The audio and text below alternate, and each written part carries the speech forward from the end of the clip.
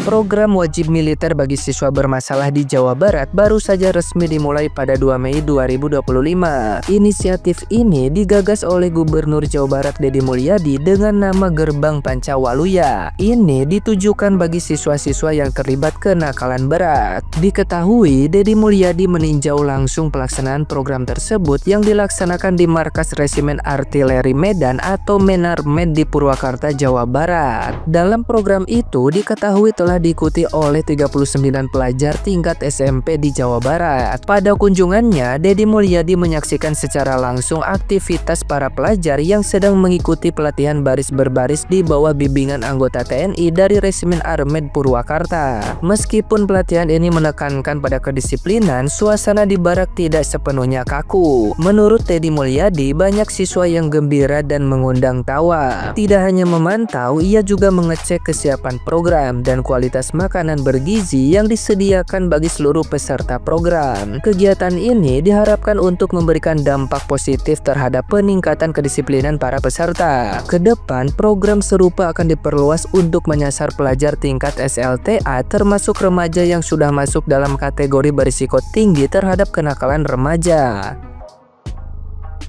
Nah, gimana nih menurut netizen yang terhormat? Silakan berkomentar ya.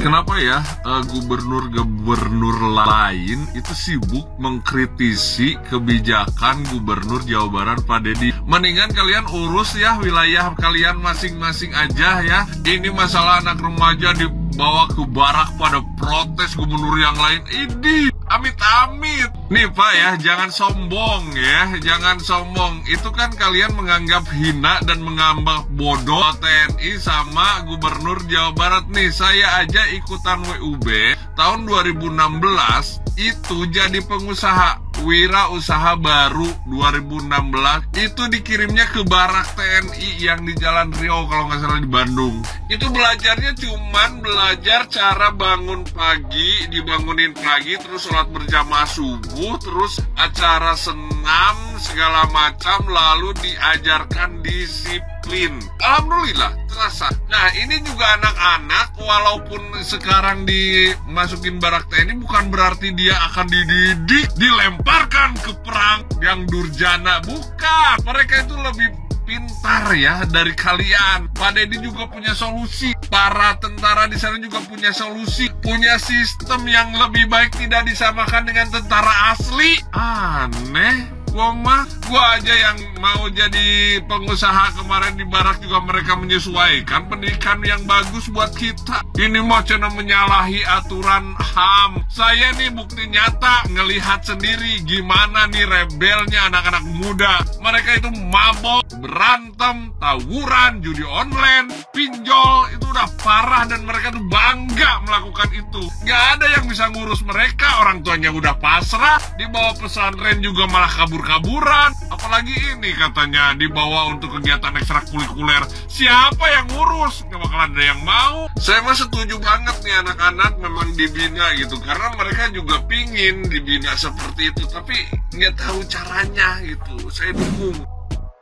Anak nakal dididik di batalion biar mereka nggak nakal lagi. Menurut kalian ini satu tindakan yang solutif atau enggak? Jadi kebijakan ini diambil oleh Gubernur Jawa Barat yang mana telah membawa 39 siswa dalam tanda kutip nakal ya di Purwakarta untuk dibina TNI di Batalion Armed. Saya bukan orang yang 100% menolak, tetapi juga bukan orang yang 100% menyetujui hal ini. Kenapa? Karena menurut saya ya, sebagai orang yang pernah belajar ilmu pendidikan, konteks nakal yang dimaksud oleh Kang Deddy ini kan sebenarnya anak-anak yang suka tawuran, kemudian suka bolos, merokok, atau bahkan memakai obat-obatan yang terlarang, ya kan, yang dimaksudkan itu artinya sebenarnya ada beberapa hal yang perlu dievaluasi. Jadi bukan sekedar anaknya tuh nakal, udah nggak bisa diapa-apain lagi gitu, selain dididik secara militer. Maksud saya begini, sebenarnya tugas pendisiplinan tuh tugasnya siapa yang utama? Pendisiplinan yang utama adalah tugasnya orang tua. Kecuali mereka nggak punya orang tua. Sekalipun mereka nggak punya orang tua, walinya siapa? Ya itu yang jadi petugas pertama yang bertanggung jawab atas kedisiplinan anak. Kok bisa anak remaja yang mana waktunya sekolah fokus belajar kok malah tawuran, malah misalnya mencuri atau melakukan hal-hal lain yang dianggap kriminal. Kemudian yang kedua adalah sekolah. Apa yang dilakukan sekolah ketika mendapati anak didik mereka muncul tanda-tanda tidak disiplin, misalnya sering bolos, itu kan satu indikator utama yang mana ketika anak tanpa alasan gitu ya sering bolos, kemudian tidak ada treatment khusus kepada mereka, artinya sekolah sama aja membiarkan anak-anak tersebut melakukan membiarkan tindakan-tindakan yang tidak disiplin itu. Kemudian selanjutnya adalah pemerintah. Kenapa di sini pemerintah turut andil dalam membentuk anak-anak nakal? Maksud saya adalah karena ketika pemerintah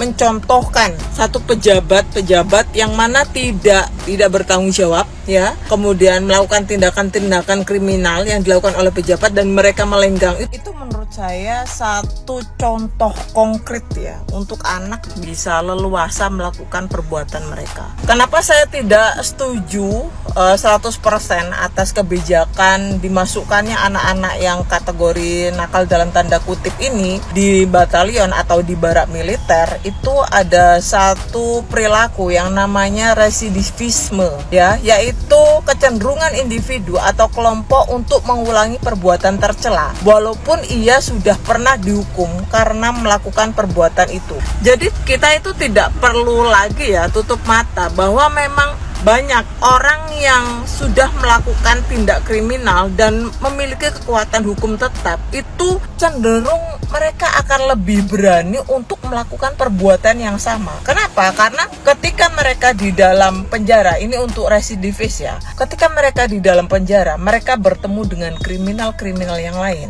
ya, dengan penjahat-penjahat yang lain, mereka bisa adu strategi gitu. Oh, saya dulu begini, oh berarti celahnya di sini. Nah, ketika udah keluar dari penjara, mereka mengulangi perbuatannya lagi karena mereka lebih tahu celahnya, mereka bisa lolos. Maksud saya begitu. Ketika anak itu udah pernah melakukan satu kegiatan yang dalam tanda kutip kriminal, kemudian mereka di barak militer, mereka saling adu, diskusi gitu ya. Ketika mereka keluar, saya khawatir mereka akan bertindak lebih lagi. Karena kenapa? Karena mereka sudah dididik di barak militer, ala militer. Jadi mereka akan, saya ini udah pernah nih pendidikan militer, saya semakin kuat sekarang. Jadi kalau mereka melakukan satu tindakan lagi, tawuran lagi, mereka bawa senjata yang lebih membahayakan lagi. Residivis bukan sekedar orang dewasa yang melakukan tindak kriminal, tetapi juga bisa seorang remaja melakukan tindak itu tadi, kenakalan-kenakalan itu tadi untuk melakukan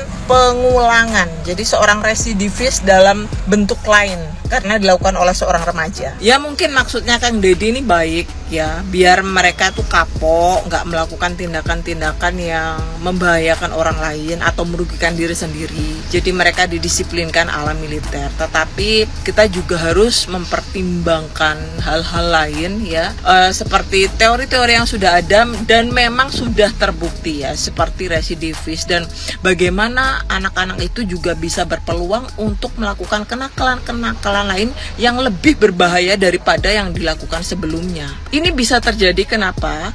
Kalau misalnya ketika mereka kembali ke rumah, orang tua mereka tetap tidak berubah, tidak bisa mendisiplinkan anak-anak, lingkungan sekolah mereka juga tidak bisa menjadi kontrol yang baik, lingkungan sosial juga tidak terbuka terhadap masalah mereka, ya akhirnya mereka bisa aja melakukan kenakalan-kenakalan itu tadi. Menurut saya pemerintah alangkah lebih baik fokus kepada pembangunan. Jadi bukan hanya pembangunan SDM, juga pembangunan fisik. Jadi maksudnya ruang bermain untuk remaja itu juga diperbanyak, karena mungkin bisa jadi mereka tuh remaja yang tidak punya ruang untuk bermain, sehingga mereka bermainnya nongkrong di tempat-tempat yang seperti itu. Atau ruang konsultasi untuk remaja yang murah gitu ya. Ketika curhat itu bisa gitu ya. Remaja itu kan kadangkala butuh teman curhat yang positif gitu ya.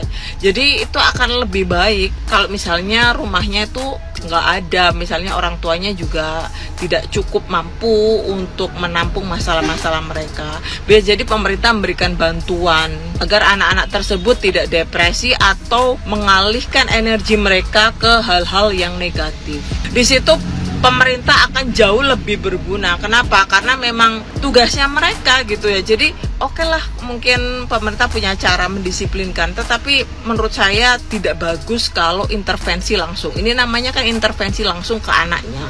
Sedangkan banyak faktor-faktor lain yang memang sangat patut untuk diintervensi. Ya misalnya orang tua. Orang tua ini mereka punya orang tua yang ekonominya bagus atau enggak. Orang tuanya terdidik atau enggak. Sekolahnya mampu mendisiplinkan mereka atau enggak. Karena sebenarnya barak militer itu kan untuk orang khusus ya, yang memang secara sadar ingin masuk di dunia kemiliteran gitu. Jadi bukan remaja-remaja yang sudah putus sekolah, yang sudah ibaratnya sudah burn out gitu ya, sudah bener-bener nggak bisa diharapkan lagi saking nakalnya, kemudian dimasukkan ke sana, kan bukan gitu maksudnya. Barak militer itu kan bukan tempat orang-orang buangan. Alangkah lebih baik kalau misalnya remaja itu memang suka misalnya ya karena tawuran, jadi latihan fisik mending diarahkan ke latihan sepak bola atau latihan bulu tangkis, latihan tenis kayak gitu, nanti akan lebih bagus. Saya yakin mereka juga punya bakat lain yang mungkin terpendam gitu ya.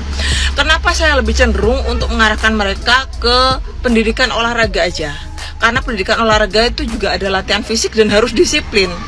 Kalau olahraga kita butuh yang namanya sportivitas ya, karena nanti setelah latihan ada pertandingan. Ketika kalah ya nggak apa-apa, ketika menang oke. Di dunia olahraga kita menemukan yang namanya sportivitas. Nah kalau di militer ya tahu sendirilah ya, saya khawatir anak-anak itu malah jadi semakin sewenang-wenang gitu loh, karena mereka udah deket dengan orang-orang militer juga. Inti dari kekhawatiran saya adalah ketika mereka anak-anak itu ya keluar dari barak militer, mereka akan tumbuh menjadi preman-preman kecil di lingkungannya. Kenapa? Karena di sana tidak diajarkan sportivitas, tidak diajarkan untuk menggali potensi mereka yang lain, tetapi ya sekedar kedisiplinan, atau bahkan mungkin mereka diajarin untuk wirausaha gitulah ya.